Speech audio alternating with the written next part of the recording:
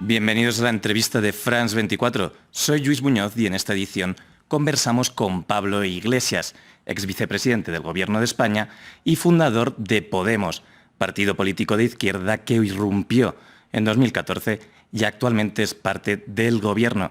Este año Pablo Iglesias ha publicado Verdades a la cara con Editorial Navona y se espera que llegue a América Latina en 2023, un testimonio escrito junto al periodista Aitor Ribeiro después de retirarse de la política en 2021. El libro, como bien indica su nombre, Verdades a la cara, se convierte en un grito contra el poder y la política.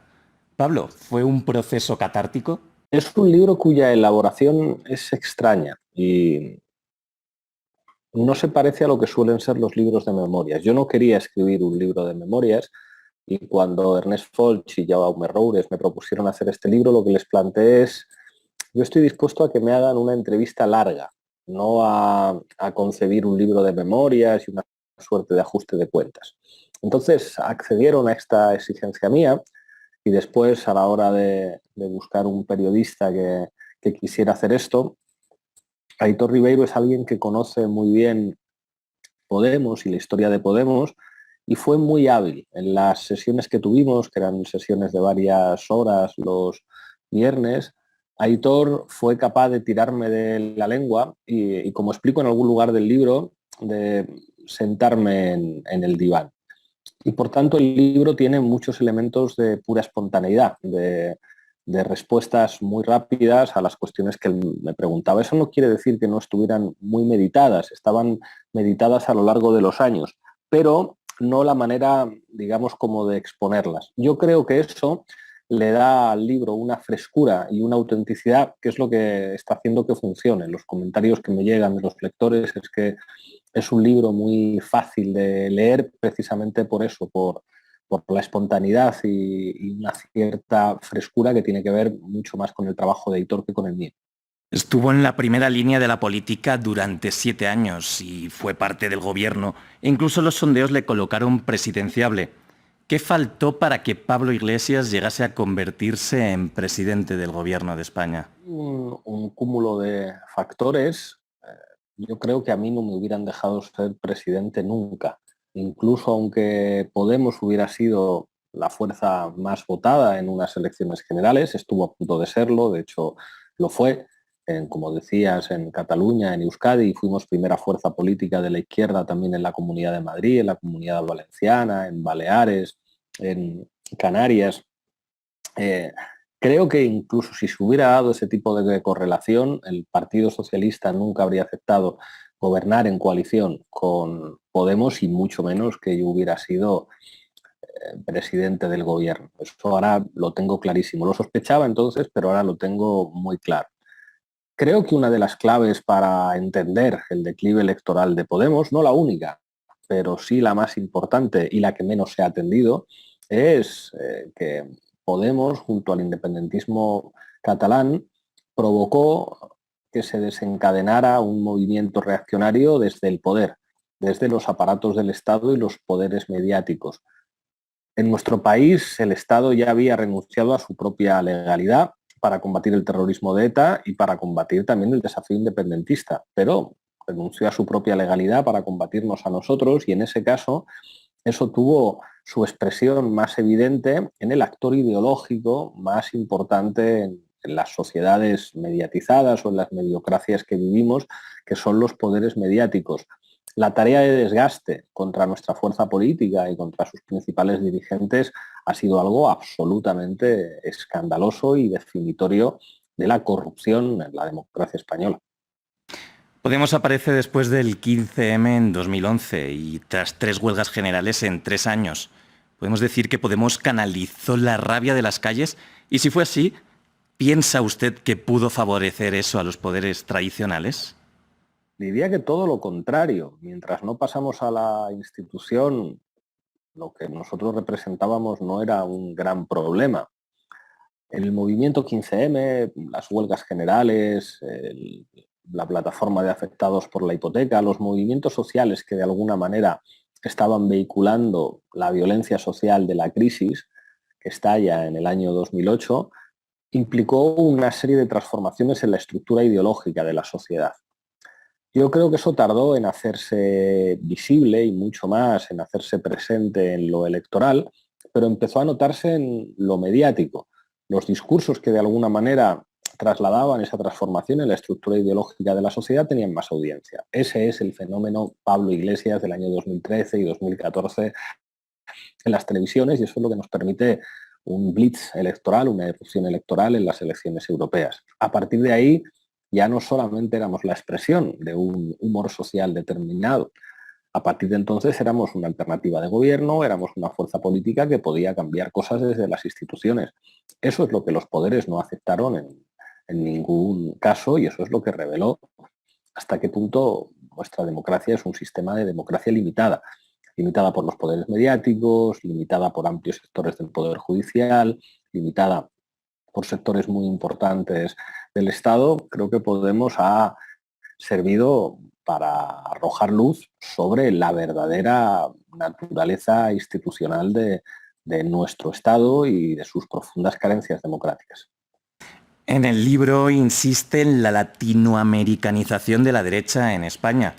Y viendo el mapa actual de gobiernos de América Latina, ¿piensa usted que la izquierda española y la europea también necesitan latinoamericanizarse?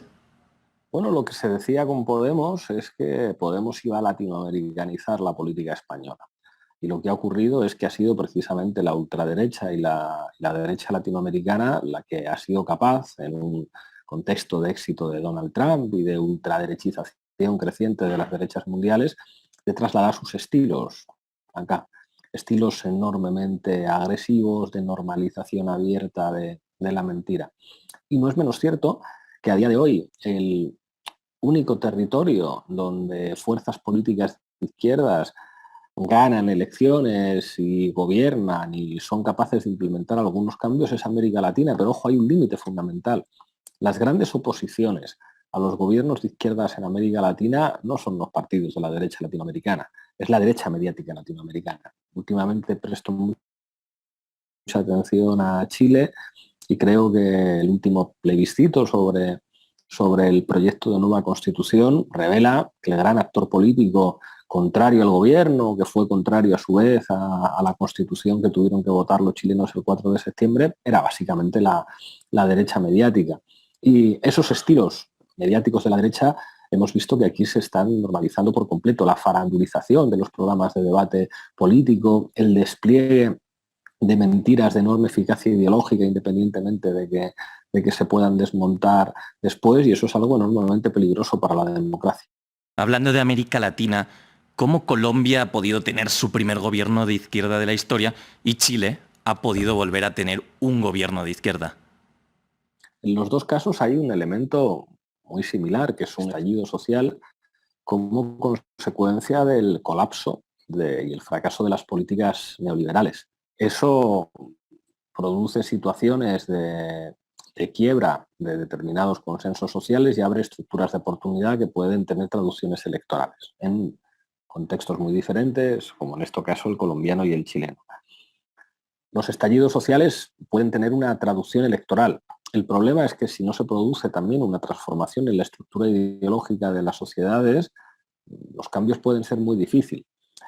Que haya habido un estallido social en Chile y en Colombia que haya permitido ganar las elecciones a candidatos de izquierdas no quiere decir que las sociedades colombiana y chilena se hayan hecho más de izquierdas.